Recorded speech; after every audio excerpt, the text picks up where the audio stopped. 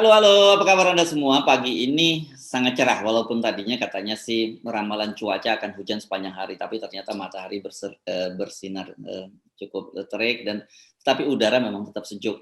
Tapi tidak begitu halnya dengan situasi politik di Indonesia, di Jakarta terutama ini karena berkaitan dengan ulah dari salah seorang staf khusus di BPIP, yakni Romo Beni Susetio yang masuk wilayah yang saya kira ini big taboo ya, Bung Rocky, bicara soal MUI, yang dia minta agar MUI dibenahi karena sudah jadi sarang kelompok radikal.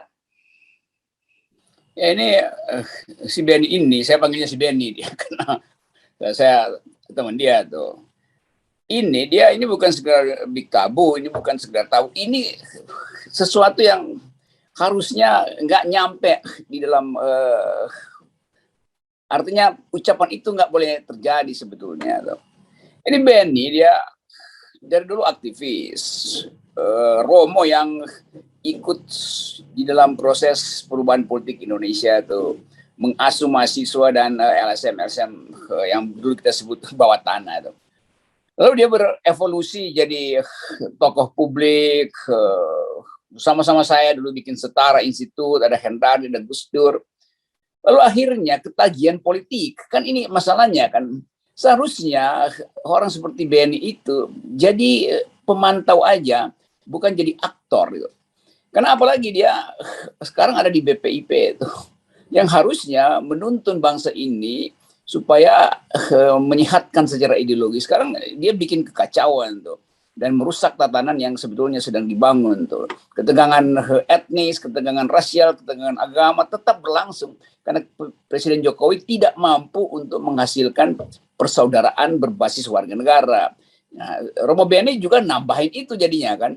Jadi ini satu fasilitas yang disediakan, BPIP itu fasilitas yang disediakan negara untuk menggaji orang-orang yang nggak bermutu seperti saudara Beni ini kan. Jadi yang mesti dibubarkan ya bukan MUI, harusnya BPIP yang dibubarkan tuh. Karena dia memproduksi kontroversi yang punya akibat panjang pada keresahan sosial tuh. Ini bahayanya dan ini dungunya tuh. Itu yang bikin saya jengkel. Orang semacam Beni yang mestinya punya wisdom, mampu untuk mengantisipasi itu ngucapin hal yang bodoh itu. Nah, ini kan orang tentu saja tidak bisa melepaskan satu jelas BPIP. Yang kedua, status dia sebagai Romo, sebagai pastor. Ini kan yang saya kira mesti berbahaya, karena itu saya kira wajar kalau kemudian KWI dan PGI juga merasa ini pasti akan terganggu dengan ulah dari Romo Beni. Iya, saya ingat dulu ada Romo yang sangat kritis dan kita semua kenal dia, Romo Mangunwijaya. Dia betul-betul jauh lebih pintar dari saudara Beni dan mampu untuk mensublimasi problem ke dalam bahasa itu. Bukan nantang-nantangin semacam ini nih. Jadi ada watak yang sebetulnya buruk dan ini menunjukkan bahwa pengasuh politik Romo Beni ini juga bermasalah. Pengasuh politiknya ya, saya nggak sebut pengasuh rohaninya pasti bagus semua tuh. Karena berupaya untuk menghalangi narasi ini berkembang menjadi permusuhan itu. Jadi soal ini sebetulnya kita ikuti Romo Mangunwijaya, kita ikuti Romo Magnis. Romo Magnis walaupun pro kekuasaan, tapi dia selalu tahu batasnya itu. Apa yang harusnya diucapkan dengan cara akademis, apa yang diucapkan dengan cara filosofi. Nah, Beni ini punya masalah nggak mampu untuk membuat narasi itu menjadi tidak politis gitu kan. Ini kan betul-betul politis, membubarkan MUI. Walaupun layak keselewa apa segala macam, enggak, itu ada di dalam backmind-nya itu, dan orang akan analisa backmind-nya dipesankan oleh siapa. Akibatnya politik sekarang tumbuh untuk saling mencurigai. Sebetulnya BPIP itu proksinya siapa sih? Apakah di belakang itu ada kekuatan yang sebetulnya semi intelijen yang berupaya untuk menyusupkan pikiran-pikiran yang kontroversial dalam upaya testing the water segala macam. Akhirnya berkembang ke situ narasinya tuh. Saya dapat telepon macam-macam dari seluruh Indonesia tentang soal itu. Karena mereka tahu saudara Beni ini, ada Romo Beni adalah ikut mendirikan Setara Institut bersama saya, bersama Gus Dur, bersama Asmardi Asa, bersama macam-macam tuh. Jadi kita akhirnya mau lihat bagaimana bangsa ini bisa dituntun ke arah kebijaksanaan. Kalau orang-orang semacam Beni ini justru dapat uang dari negara dan berhimpun di BPIP hanya untuk menghasilkan narasi konyol semacam ini. Jadi saya sekaligus menyalurkan kemarahan dan kemuakan dari teman-teman di daerah yang bergerak di dalam wilayah hak asasi manusia dan menganggap bahwa Romo Beni ini melanggar diktum, dalil, dan seluruh sinyal yang harusnya dihasilkan dari seorang yang paham tentang sejarah hak asasi manusia, sejarah keberagaman, sejarah persaudaraan. Itu dia nggak paham akhirnya. Nah, saya kira ini kita bisa pastikan bahwa ini adalah sikap pribadi dari dia ya, bukan itu gambaran umum dari masyarakat non Muslim gitu terhadap apa yang terjadi di MUI gitu ya. Karena kan saya kira berbahaya nih. Ini penting, pesan ini penting kita sampaikan karena saya tahu bahwa ini menyulut kemarahan di kelompok-kelompok Islam yang selama ini merasa dipinggirkan oleh pemerintah dan kemudian mereka mendapat justifikasi karena dia bagaimanapun adalah orang yang berada dalam kekuasaan, dalam hal ini BPIP. Nah, karena itu kita penting menunggu, harusnya dalam situasi semacam ini pemerintah harus segera bereaksi, mengambil tindakan untuk menunjukkan bahwa mereka tidak sepakat dengan apa yang dilakukan oleh Beni. Harusnya pada 24 jam setelah skandal ini, saya sebutnya kasus ini atau skandal ini, Ibu Mega sebagai pembina, pengarah harus pecat. Kan Ibu Mega bisa pecat dari BPIP kan, supaya redam keadaan itu. Nah ini Ibu Mega juga nggak punya sense untuk melihat bahwa ini berbahaya itu. Ini bukan sekedar berbahaya, norak itu loh. Kalau berbahaya ya biasalah intelijen ingin masuk dalam situasi-situasi berbahaya.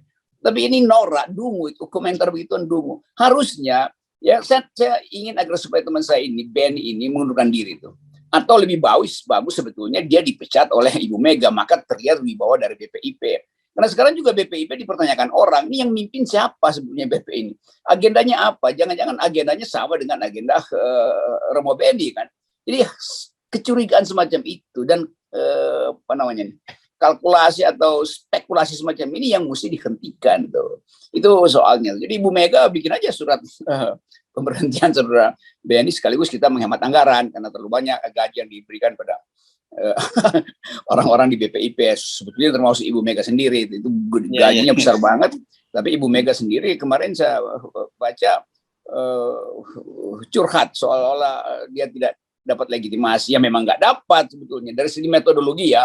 Kalau kan BPIP itu urusannya ideologi itu. Kalau metodologi soal BRIN tadi yang melekat pada Ibu Mega juga itu dipersoalin orang. Iya, betul. Ibu Mega curhat berkaitan banyak orang mempertanyakan kapasitas beliau sebagai Dewan Pengarah dari BRIN, Badan Riset gitu. Karena menurut ini kan jabatan ex officio ya, dia Ketua Dewan Pengarah BPIP dan kemudian ex officio itu. Ya, dan orang memang sampai sekarang kan masih terbingung-bingung bagaimana kita akan mengembangkan riset yang berdasarkan Pancasila. Ini kan yang bingung. Apa ada luar angkasa Pancasila, alien Pancasila atau apa kita nggak tahu. Ini bagian satirenya nih atau bagian parodinya tuh. Jadi Ibu Mega memang kan ajaib bahwa BRIN itu di bawah BPIP gitu, diasuh secara ideologis oleh BPIP. Lalu urusannya metodologi dengan ideologi kan. Jadi kekacauan ini disebabkan karena Presiden Jokowi hendak memberi pesan bahwa ya Ibu Mega diperlukan sebagai guru bangsa dan sebagai petugas partai dia mesti beri jabatan pada Ibu Mega itu yang adalah pimpinan partainya itu. Tapi bertentangan dengan prinsip-prinsip penelitian, prinsip riset itu harus value free secara metodologi itu. Di belakangnya kemudian orang melihat bahwa ya kalau begitu BRIN artinya Badan Riset Ideologi Negara gitu, sama dengan BPIP aja sebenarnya kan. Jadi soal-soal beginian yang bagi publik menganggap ya mempersoalkan Ibu Mega juga, nanti Ibu Mega juga nggak bisa menerangkan sebetulnya. Karena Ibu Mega, mungkin juga Ibu Mega merasa kok aneh betul dia dijadiin BRIN. Tapi karena beliau sekarang adalah profesor, maka profesor itu justru jadi andalan. Padahal kita tahu semua bahwa keprofesoran itu bukan dalam soal metodologi, tapi karena sejarah Ibu Mega. Jadi beliau profesor karena sejarah keluarga Bung Karno, karena reputasi politiknya, bukan karena kemampuan akademis, bahkan di bidang riset. Ini bahayanya begitu nih. Jadi ya terpaksa dua-duanya mesti saya minta dibubarin. Jangan MUI, BRIN sama BPIP aja dibubarin. Enggak, kan apa yang terjadi ini berkaitan Ini saya dengan sebutkan sambil tertawa ya, jangan nanti netizen ngebully. Oke, kan kita ingat seperti ini kembali ke seperti abad pertengahan gitu dulu ketika sains itu kemudian didikte oleh gereja. Kan kita ingat gitu ya kasus-kasus bagaimana Iya, pada betul. waktu itu gereja memaksakan sains, kasus Galileo dan sebagainya itu kan itu jadi kenapa itu yang terjadi ratusan tahun yang lalu atau bahkan ribuan gitu yang tahun yang lalu dan kemudian tiba-tiba muncul lagi. Apakah sama kita dengan abad ke-8, abad pertengahan sekarang ini? Nah, ya maksudnya kita kirimin buku Ibu Mega supaya baca sejarah persetujuan antara agama dan sains yang istilahnya itu ancilia teologia. Jadi budak teologi sebetulnya, ilmu pengetahuan saya nggak bisa bertumbuh itu. Nah, masa-masa itu kan masa yang justru era ketika kita menyadari bahwa menggabung antara ideologi dan metodologi itu hasilnya adalah kekacauan. Itu yang sedang terjadi sekarang juga kan. Orang tetap bertanya, arahnya kemana ya? Ya Ibu Mega sebagai pengarah, dia bilang, ya arahnya adalah Pancasila. Pancasila mana? Bahkan Pancasila 1 Juni mungkin yang akan disebutkan. Lalu orang anggap, oh kalau begitu arahnya Trisila. Jadi BRIN adalah upaya untuk mentrisilakan Pancasila. Jadi seluruh kalkulasi itu yang tumbuh sekarang. Apalagi ada soal Romo Beni yang akhirnya orang anggap, oh jangan-jangan ini sebetulnya satu proyek untuk mentrisilakan Pancasila tuh. Dan bahkan mengekasilakan itu.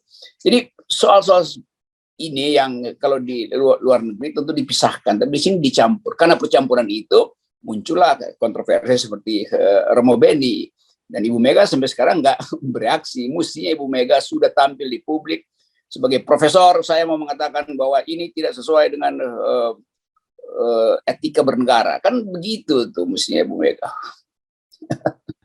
Oke, ya meskipun ini sangat serius, tapi kita mencoba melihatnya dari sisi satir karena kalau kemudian ini ditanggapi dengan kepala yang panas juga gitu, ini berbahaya nih. Saya sejak awal memang melihat ini yang mesti hati-hati sekali. Oke, kita pindah saja Bung Rocky daripada ini sangat sensitif. Tapi masuk isu yang sensitif juga berkaitan dengan suksesi di tubuh NU. Kan ini ada dua kubu, antara kubu Said Agil Sirot yang PBNU incumbent gitu melawan Yahya Stakuf yang dianggap mewakili generasi muda. Walaupun kalau dari sisi usia juga udah nggak muda-muda amat gitu. Tapi ini kalau dilihat itu dari regenerasi.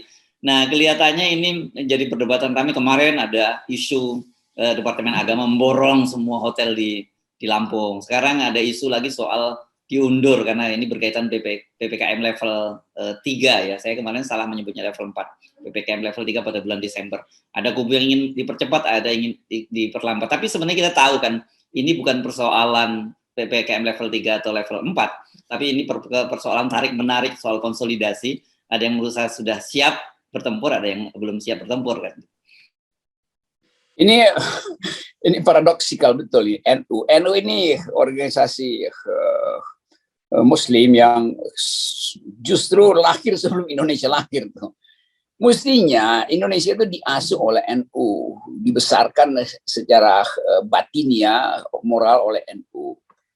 Indonesia sedang kacau karena kemarin sibuk wacana 3 periode. Itu berbahaya buat demokrasi. Mestinya NU yang kasih contoh. Kami lebih tua loh dari NKRI. Kami 1926, kalian tuh 45. Kami kasih contoh bahwa kami ingin ada regenerasi itu, bukan perpanjang 3 periode tuh. Jadi sebetulnya itu yang mesti diucapkan sehingga nggak timbul kasak-kusuk. Karena setiap kali ada muktamar NU itu selalu ada kasak-kusuk politik.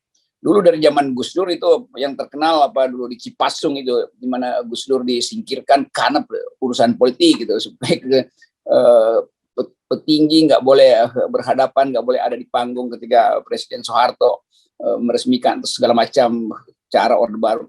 Hal yang sama juga berlangsung sekarang. Nada politiknya tinggi sekali. Nah karena itu kita ingin lihat sebetulnya NU kan dikenal sebagai pesantren yang dalam tradisi panjangnya berupaya untuk mengotonomkan diri itu. Kan pesantren disebut pesantren karena dia otonom dari negara. Nggak boleh negara campur tangan pada bahkan kurikulum atau pendanaan ya kasih lah, tapi bukan dengan dana lalu mengatur-ngatur isi pesantren.